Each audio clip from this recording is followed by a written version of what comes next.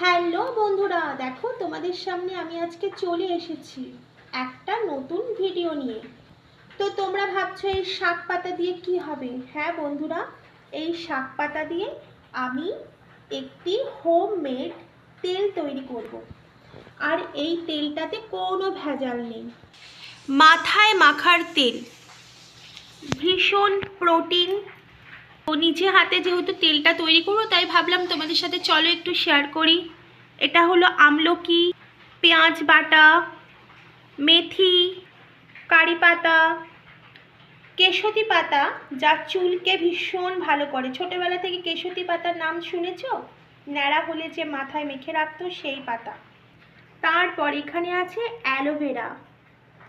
Aloe vera গাছটা কিন্তু আমাদের বাড়িতেই আছে। সেই অ্যালোভেরাটাকে হালকা করে কেটে নিয়েছি আর ভেতরে দেখো জেলিগুলোকে বের করেছি, মানে কুচি কুচি করে করেছি। এই সব কিছু দিয়েই তৈরি করব আজকে হোমমেড তেল। আর নিয়ে নিয়েছি দুটো কোকোনাট অয়েল বা তেল। তো আমি কিভাবে করছি এই ভিডিওটা দেখতে আমার ইউটিউব চ্যানেলে চোখ রাখো। প্রথমে গ্যাসের ওভেনটা জ্বালিয়ে নিলাম। তারপর দেখো একটা সিলভারের বাটি বসিয়ে দিয়েছি আর তার মধ্যে দেখো নারকেল তেলগুলো কিন্তু আমি দিয়ে দিচ্ছি। দেখো নারকেল তেলটাকে একটু হালকা গরম হতে দিয়েছি। তার মধ্যে অ্যাড করছি কিছু পরিমাণ মেথি, তার সাথে চলে যাচ্ছে আমলকি কুচো। এবার ভালো করে একটা চামচের সাহায্যে নাড়াচাড়া করে নিতে হবে, মানে মিক্সড করে নিতে হবে তেলের সাথে। তারপরে আমি অ্যাড করছি পেঁয়াজ বাটা, যার স্ক্যাপারে আমি ঘষে নিয়েছিলাম আগে থেকেই। দেখো পেঁয়াজ অ্যাড করার পরে আবারও মিক্সড করে নিলাম চামচের সাহায্যে। এইবারে আমি দিয়ে দেব আগে থেকে কুচো করে রেখেছিলাম অ্যালোভেরা। সেই অ্যালোভেরাকে আমি তেলের মধ্যে অ্যাড করলাম, তারপরে আবারও নাড়াচাড়া করে নিলাম। এবার অ্যাড করছি কেশতি পাতা। কেশতি পাতা আমি কুচো কুচো করিনি, হালকা দু একবার একটু ছিঁড়ে নিয়েছিলাম, সেটাই আমি অ্যাড করেছি। এইবার আমি অ্যাড করছি কারি পাতা। দেখো অ্যাড হয়ে গেছে। আবারও খুব ভালো করে একটু চামচের সাহায্যে নাড়াচাড়া করে নিতে হবে। এবার আমি তেলটাকে গরম করতে দিয়েছি।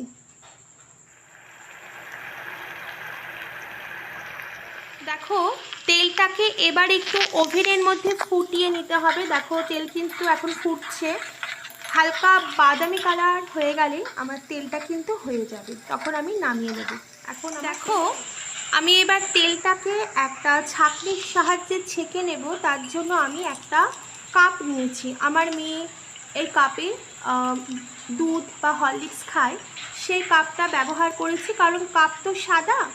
আমি যখন ছাঁকনি দিয়ে ছাঁকবো দেখো তেলটা কিন্তু দেখা যাচ্ছে। দেখো সব ছিবড়েগুলো এক সাইডে রেখে দিয়েছে আর এই দেখো তেল বেরিয়েছে, কি সুন্দর পিওর একটা খাঁটি তেল বেরিয়েছে।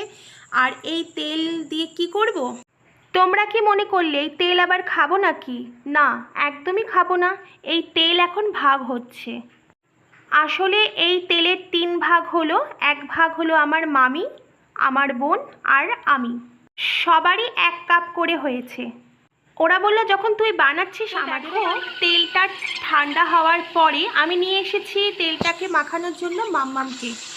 দিনে মাথায় তেল মাখা একদম ভালো না, রাতে তেল মাখা কিন্তু ভীষণ ভালো। ভীষণ ভালো ঘুম হয়, তারপরে আমাদের মাথায় ভালো কাজ করে, চুলটাও ভালো হয়। সেই কারণে আমি আমার মেয়েকে যখনই তেল মাখাই আমি রাত্রে মাখাই, আর তার সাথে আমিও মাখি। সপ্তাহে একদিন তো তেল আমরা মাখবই।